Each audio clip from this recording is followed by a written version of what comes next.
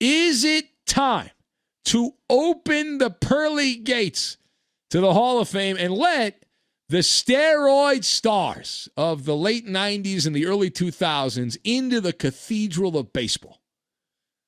And I say absolutely. I'm shaking my head yes. I've got the Irish playwright, Four Horsemen, and Firebrand. And we will combine all of these things together, and we are going to make some onion rings. I don't know why we're going to make onion rings, but we're going to make onion rings, so just deal with it. Just go along with it. So, all right. Now, number one. The cartel of baseball writers are going to have at some point here a come to Jesus moment. It's going to happen. The BBWAA, the Baseball Writers Association of America, they have a stranglehold on the voting process.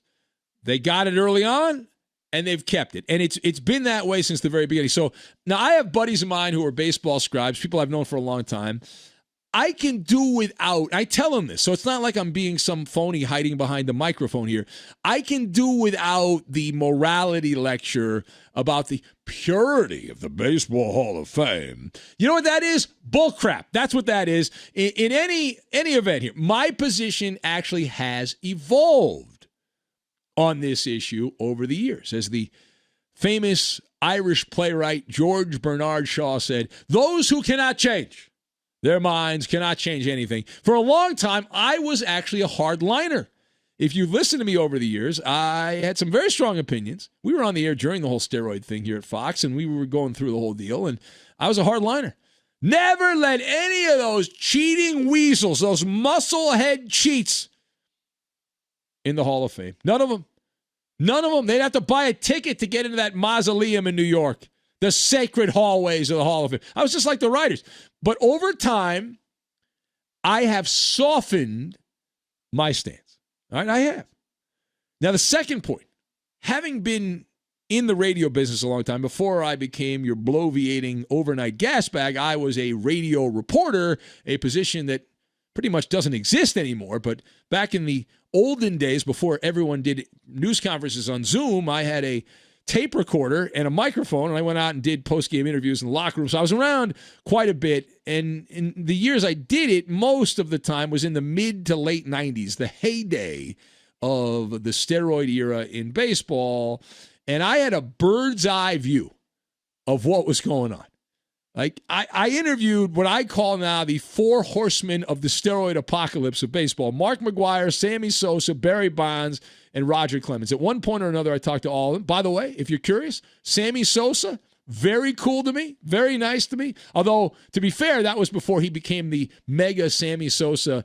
He was a good player, not a great player. He ballooned up, but I had some conversations with him. It was great. We talked boxing with Sosa. Barry Bonds, Clemens, and McGwire, all world-class a-holes, if that matters. That aside, though, the thing that moved the needle for me is a thing that everyone hates in life: hypocrisy. I don't know anyone that looks for hypocrisy and likes hypocrisy, but when it comes to the Hall of Fame, it is glaring.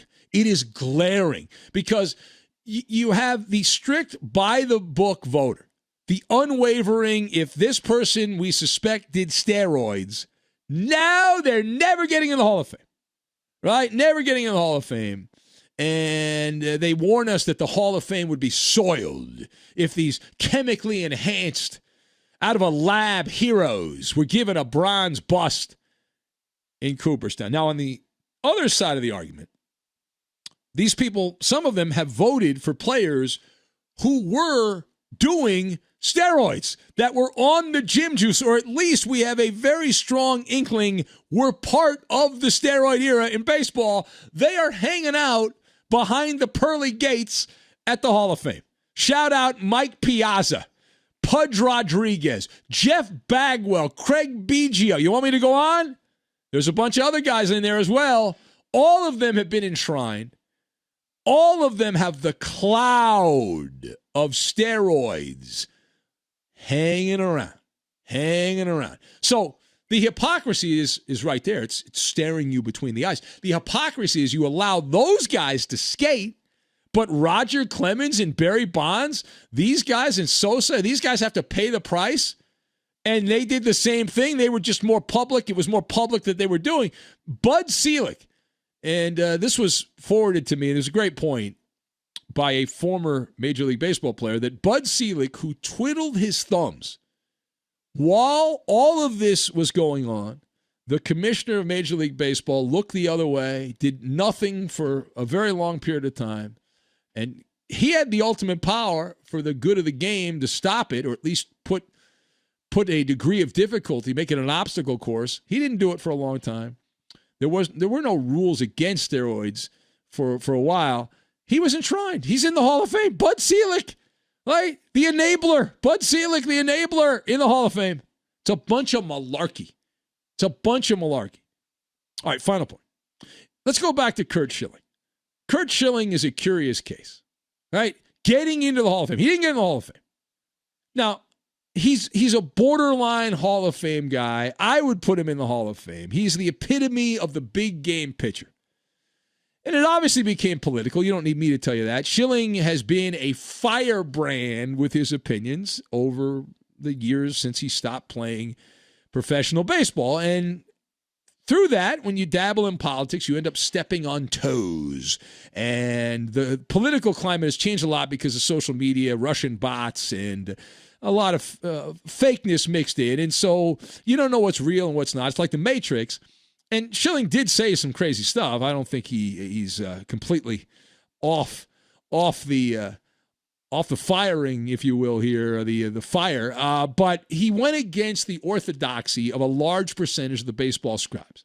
And Schilling also was not the greatest guy in the world to the baseball media types, and so they remember that. But Schilling enjoyed getting on his soapbox and being a troublemaker. And it's kind of like, the way I look at it, it's like church and state. There needs to be separation between baseball and politics, and what Schilling did as a player. And it's pretty obvious that the writers, enough of them could not separate. And if Schilling had played along and bit his tongue, I do believe he would be in the Hall of Fame right now. Now, what is my evidence?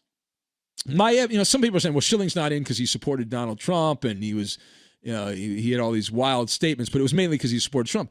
But my evidence is that's not true. Mariano Rivera, a proud conservative, loved President Trump, went to the White House, was honored, I believe he was on a committee during the Trump White House. He is enshrined, and he had unanimous votes. Of course, he was better than Curt Schilling. I don't think anyone would push back on that, but still, Curt Schilling was asked. He actually commented himself. He wrote a letter to the Hall of Fame. He asked to be removed from the 2021 ballot. That would be his last opportunity to get in the Hall of Fame, which would end his chances of being voted in by the baseball writers. 16 votes away from getting in to Cooperstown. Now, the quote going around, he had a long manifesto, Schilling did, and I highly recommend, in fact, I will probably do something I very rarely do and tweet out the link to it, because I think it's important you read it, because the media has only taken a sliver of what he said in this long post. He claimed it was a letter that Schilling wrote to the Pro Baseball Hall of Fame in Cooperstown, New York, before the Hall of Fame vote was announced. A preemptive strike, if you will. Schilling in that letter says, I know the math and I know trends and I know I will not attain the 75% threshold for induction. And he says, as I've often over the past years to those I've spoken to, spoken from the heart and stuff, he says he's at peace with it, blah, blah, blah. 22 years in baseball, says he's not a Hall of Famer. He was a little bit all over the place. The one quote that did make its way into a lot of the news stories you might have seen on the social media platforms is, I will not participate in the final year of voting. This is part of Schilling's letter that he wrote. I am requesting to be removed from the ballot. I'll defer to the Veterans Committee and men whose opinions actually matter and who are in a position to actually judge a player.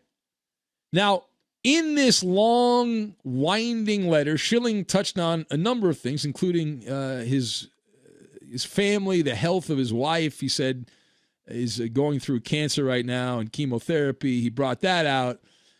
But he also addressed The sports writers calling them cowards is what he called them, I think a couple of times in this letter.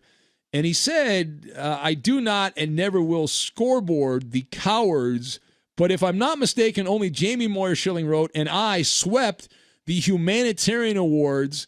He said here, players can win. Awards meant to define who the true man is, apart from the player.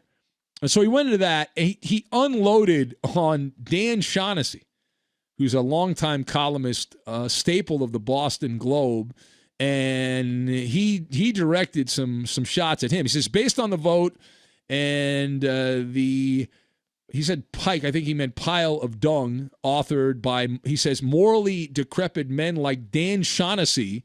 He says it's the latter. I mean, he had a whole rant about, whether they would overlook some things or not. He also said, interesting enough, that he wanted to go into the Hall of Fame, if he did get into the Hall of Fame, as an Arizona Diamondback, not a Red Sox.